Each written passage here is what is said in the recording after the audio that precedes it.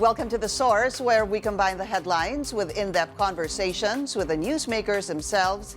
I'm Pinky Webb. Today on the program, Vice President-elect Sara Duterte's spokesperson accepts the offer to lead the incoming administration's tourism department. How will she continue the moves to revive the tourism sector amid a global pandemic?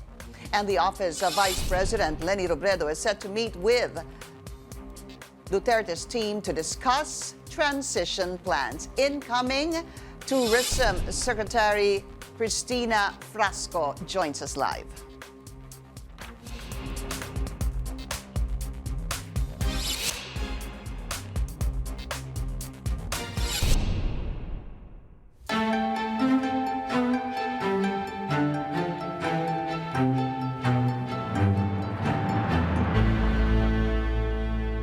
The mayor of Liloan, Cebu, accepts the offer of President-elect Ferdinand Marcos Jr. to serve as Tourism Secretary, also known as the daughter of Cebu Governor Gwen Garcia and the spokesperson of Vice President-elect Sara Duterte. She says the pandemic and recent calamities wrought devastating effects on tourism. How will she steer the country's tourism industry to get back on its feet amid many challenges? Let's go straight to the source of the story. We have incoming Tourism Secretary, still Mayor Christina Frasco. Mayor Frasco, welcome to The Source. It's good to see you again. Maraming salamat po sa inyong oras. Thank you very much, Pinky. It's a privilege to be here again. Daghan kayong salamat for having me on your show again. It's just, can you give us a little bit of an inside story? What happened? Any circumstances that actually led to President-elect Bongbong Marcos choosing you to head the tourism department?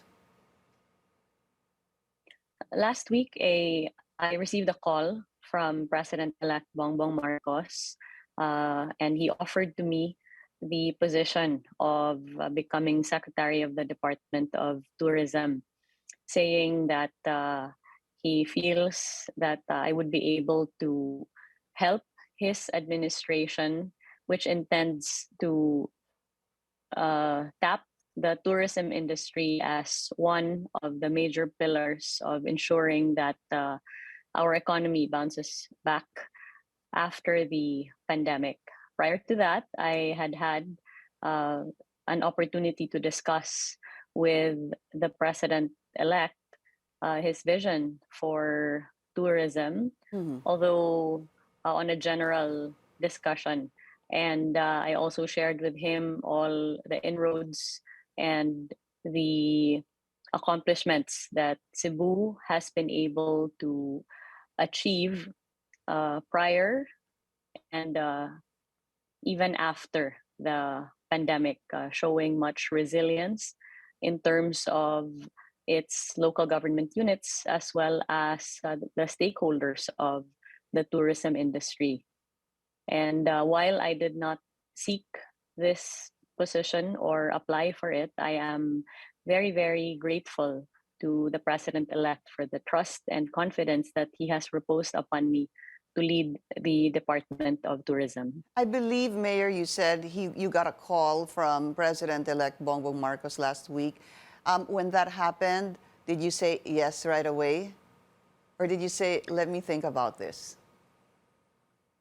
I asked for time to be able to consult with my family, to consult with our local barangay captains, councilors, and leaders in Liloan, our constituents who have been responsible for giving me the opportunity to become mayor of Liloan and most recently to be elected to my third and last term as municipal mayor. What were your apprehensions?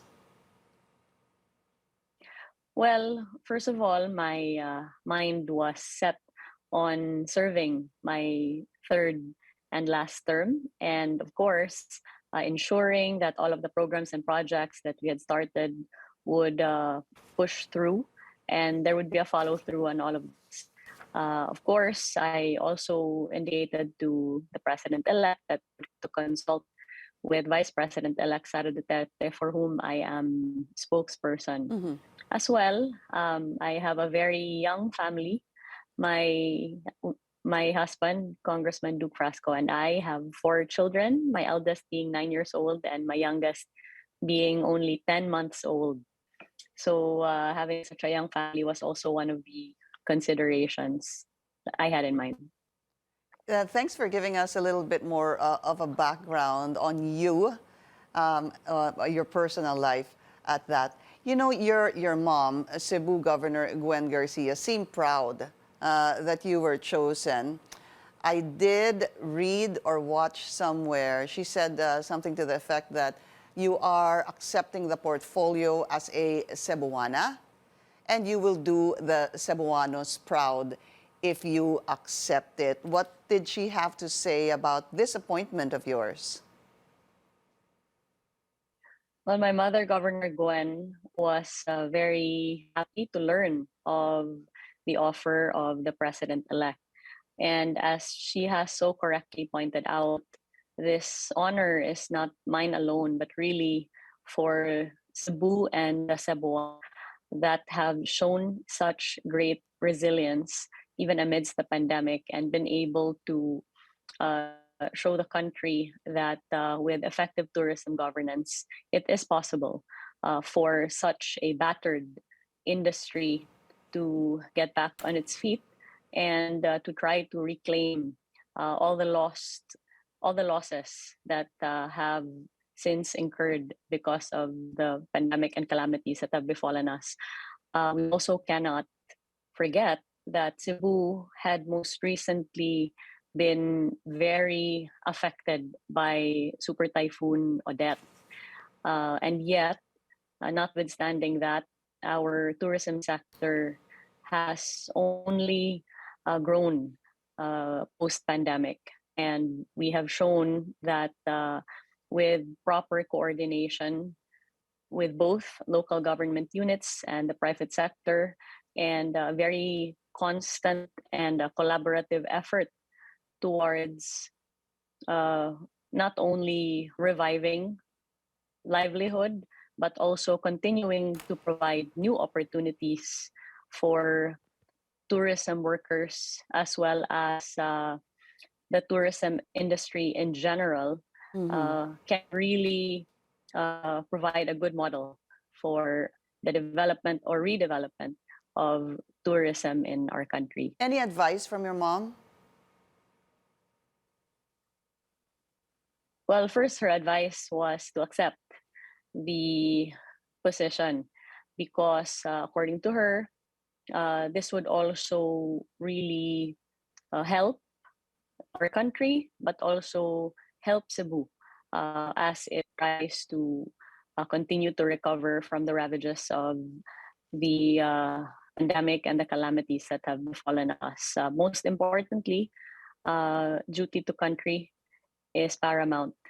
And therefore, the offer of the president is one that should not be refused and should be accepted wholeheartedly. That is what I have done. So also to be clear about this, and you did make mention that this will be your third term, and what will happen? Tell us about the process by which I believe the vice president will have to take over your post as soon as you take over the post as DOT secretary. The vice mayor will take over the post, but first, I will still have to take my oath for my third term as mayor of Liloan or on June 30. And the president's nominations will take effect after he takes his oath as president on or after June 30. So once I've taken my oath, once the president has taken his oath, and once the nomination has taken effect, then I will be vacating my post as mayor of Liloan, and the vice mayor, by rule of succession, under the law, will succeed the office of the mayor. What happens, though, to your role as spokesperson for Vice President-elect Sara Duterte? For the time being, I am continuing to be the spokesperson of Vice President-elect Sara Duterte, and I have also indicated to her that I will continue to help in any way that I can and assist in any way that I can. However, when the transition comes into me actually buying the role of the Secretary of the DOT, then I will have to move on from being her spokesperson. Okay. We will be taking a very short break. This is The Source on CNN Philippines. Please stay tuned. You're watching The Source on CNN Philippines. I'm Pinky Webb. Our source today, incoming Tourism Secretary Christina Frasco. Mayor, I still just want to get an update since you're still the spokesperson of Vice President-elect Sara Duterte. In terms of transition, we do understand, of course, it's been reported that a letter has been sent to the office of the Vice President. Any update on this?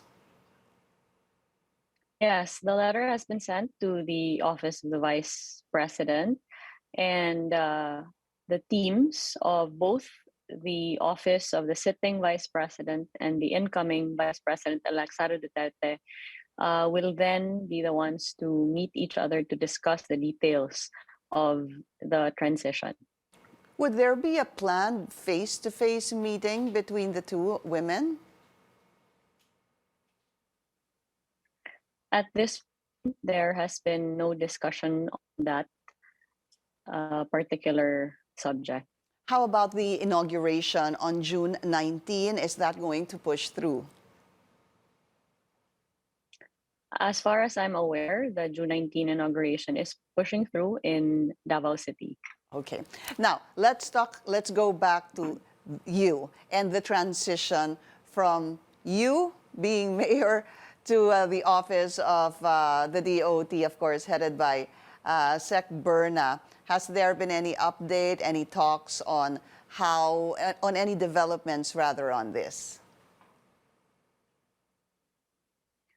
Since the nomination of the position to lead the Department of Tourism was announced by our press secretary designate, Attorney Trixie, my team, we have also met, and we will be writing formally to the office of the sitting secretary of the DOT in order to request for full coordination as far as all the details of the transition into the DOT. Secretary Puyat had expressed high hopes for Frasco's arrival. I'm quoting this, and said that the National Tourism Development Plan 2022 to 2028 will be turned over to you. And she also added that they will be turning over the reformulated Tourism Response and Recovery Plan called TRRP, which served as the department's roadmap to the tourism sector's full recovery from the COVID-19 pandemic. Is this something you're looking forward to studying, analyzing, or possibly implementing? Well, first of all, I would like to thank Secretary Berna Romulo Puyat for her service to our country as the Secretary of the Department of Tourism. And I congratulate her on all of her accomplishments as Secretary of the DOT. I thank her as well for the very warm welcome that she has extended by way of her statement. And I look forward to receiving all of the plans and accomplishment reports in relation to her time in the Department of Tourism, even as I also look forward to presenting all of these proposed continuity plans to President-elect Bongbong Marcos as he sets the direction for tourism in our country, and which I would be very, very happy and eager to support. Mayor, right now, I know it's a bit early, but I'm sure you have had thoughts and plans looking into the tourism industry. How do you plan right now, just probably even in broad strokes, to revitalize the tourism industry?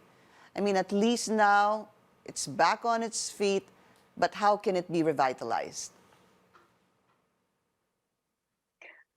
Well, from my end, I believe that what I bring into the department is a local government perspective, Mm. the perspective of which has been towards the most gravely affected individuals and groups, our tourism stakeholders that have greatly suffered because of all of the restrictions, because of the pandemic and the recent calamities. And being fully cognizant of all of these challenges, then we would be able to address from the grassroots level uh, ways and means in order to help our tourism stakeholders not just get back on their feet, but also build social protections for them that they may be shielded from the economic impact of unforeseen circumstances such as pandemics and calamities. Being able to build a very strong foundation that is focused on strengthening our tourism stakeholders, I believe, would build great resilience on the part of the tourism industry. I've also come to realize from a local government perspective how important it is to be inclusive as far as tourism development is concerned. In Cebu, what we've had is very, very close coordination between the provincial government and the local governments as far as setting the direction for tourism policies and programs. And this has allowed the expansion of the opportunities, not only within already well-known tourist sites, Mhm. but even and especially to lesser known tourist sites all over the province of Cebu, from the north to the south, the east to the west, to the islands of Cebu. And with that, that also builds greater resilience in a sense that the economic opportunities are spread out all over the population. Um, and I think that closer coordination between the national government and the local government units, no, as far as tourism development is concerned, can only bode well for the economic climate of our LGUs. And we all know that if we uplift the economic climate of LGUs individually, that we will be able to uplift the economic climate of the country. This is precisely why President-elect Bongbong Marcos sees the importance of tourism as a vehicle to help revitalize the Philippine economy, being an avid supporter of LGUs himself with his vast executive experience and his chairmanship of the Committee on Local Government when he was in the legislature. Uh, in Cebu as well, we have seen the importance of shedding light on local products, local talents that may be lesser known, but Mm. are certainly not of a lesser talent or quality. And I think that by expanding our reach, by expanding our um, extending rather our hand to the periphery of more well-known tourist sites, then we would be able to uh, extend more economic opportunities, and we would be able to bounce back stronger as an economy in general. It seems that you've had enough time to really look into how to revitalize the tourism industry. There's one important aspect, though, that may be very, very interesting is when you talked about social protection. I just want to go first on a very short break. Let's talk about that when we return. This is The Source on CNN Philippines. Please stay tuned.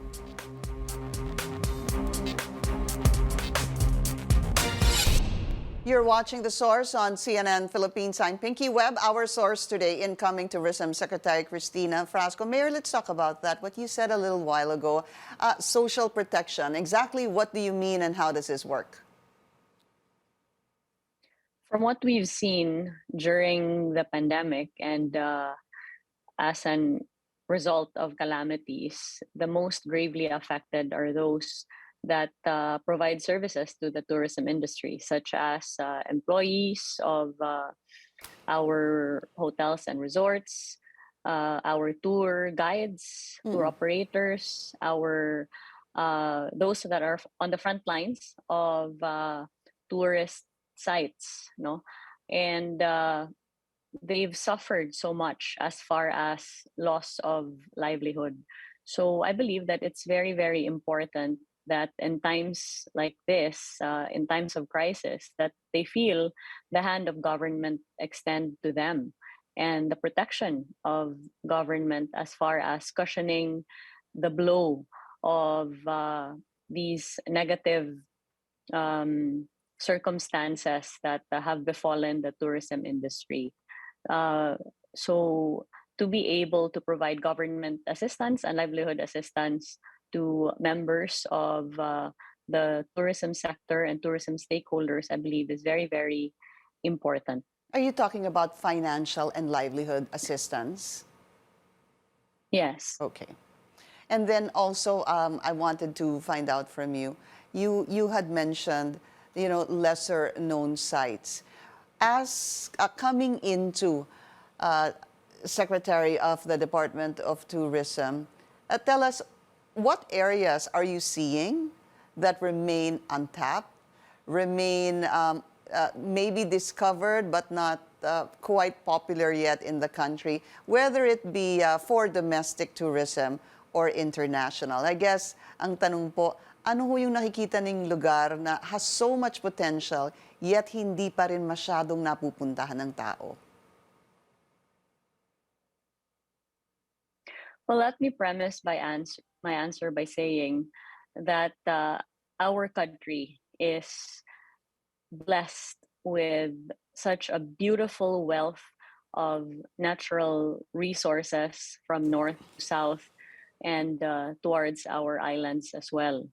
And each region carries within itself its own distinct character. And apart from those that have already been given close promotion and attention in the last few years, I believe that there are cities and municipalities that also have a lot to offer in terms of tourism potential. So if you talk about beaches, we have a lot of beaches, but what many don't know is that in neighboring towns, there are also beautiful churches that can be promoted, as well as products that have not yet been marketed, but I believe can also contribute greatly to our tourism industry. No, so in the north, of course, there are there have been certain sites that have been promoted, but lesser known sites in the north have. I think we can do better as far as giving the northern side of the Philippines an opportunity to be promoted as well. In Cebu, it's a little known fact to those who live outside Cebu that we have more than just our beaches. In fact, our mountainside is really quite beautiful. Our islands are really quite world class as far as the quality of beaches is concerned, and culture and heritage is so Okay. rich and has so much potential to be a tourist attraction. No, there is a local program that has flourished quite well in the promotion of lesser known tourist sites called the Suri Suri Sugbo, which is a program of Governor Gwen Garcia that focuses on bringing out the best of the towns and cities, not only in terms of their natural resources, but also importantly in terms of their heritage, their food, Okay. and the best products that they have. And I believe that there is room to grow this program and to Okay. adopt a Yeah. similar approach, not only in Cebu, other parts of the country as well. You know, we've had Wow Philippines, it's more fun in the Philippines. Are you seeing already a slogan by which you want, what you're envisioning the Philippines as Tourism Secretary?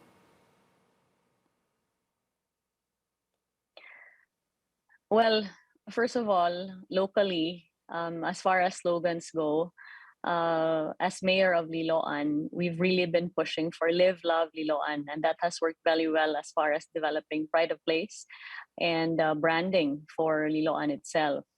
For the Philippines, of course, we will consult with the president on his vision and direction for our country, and we will surely agree on the branding branding approach that we will have in time to come. But I think what's important is that with the coming in of this new administration, the essentials of branding as a country are made quite clear as far as inculcating a deep love of country and unity as a foundation for peace and progress. So I think we're off to a very good start because it speaks to our love of country as Filipinos and the overwhelming desire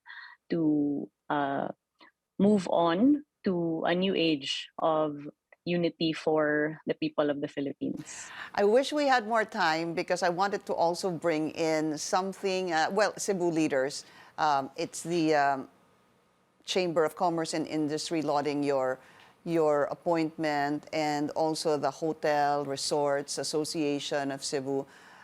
They already have, at least the HRRAC, I think it is, already has a wish list, even prior to you coming in as Tourism Secretary. I'm sure you have read this, but just to give a little bit of what they're saying is a convention center in Cebu.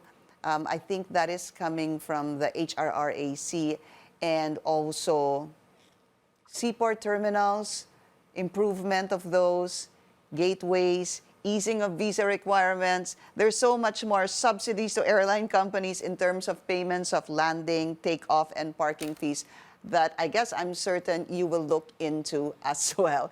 But Mayor, we've run out of time. Maraming salamat, daghang salamat sa inyo, and of course, congratulations. Good luck po sa inyo.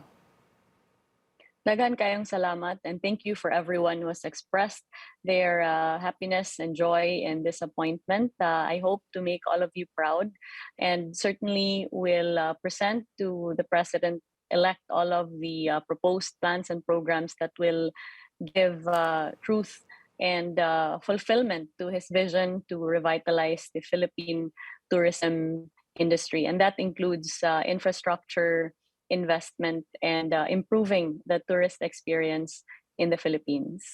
Thank you, Mayor Frasco, and thank you for joining us here on The Source. I'm Pinky Webb. You're watching CNN Philippines.